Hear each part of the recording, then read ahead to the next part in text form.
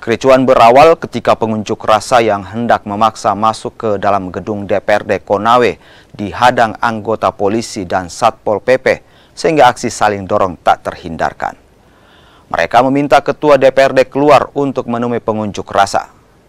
Pengunjuk rasa menuntut pembayaran ganti rugi lahan ratusan hektar yang telah dijanjikan. Tanyakan atas kinerja tim yang kemarin, tim independen penyelesaian sengketa tanaman pohon kopi. Karena itu ada berapa sih? Itu luasan yang di dalam itu kurang lebih 100 hektar. Ada berapa kakak yang mau? Ada cuman ada 4 orang. 4 orang. Masyarakat Rauta yang mewakili. 4 orang. Tapi mereka berkelompok. Nah, sehingga 4 orang saja mewakili masyarakat Rauta. Itu luasannya berapa?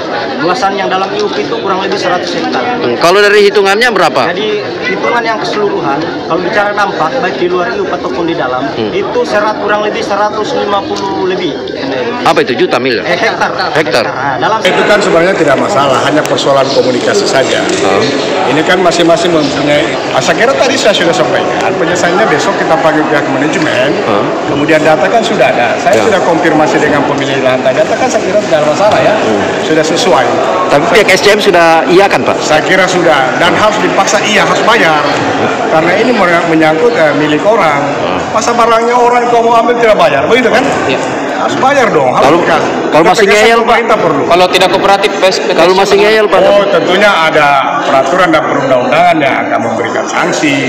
Ini kita berada di negara-negara hukum. Peraturan regulasi sangat melindungi masyarakat terkait hak-haknya. Ya, saya tidak berarti dengan alergi.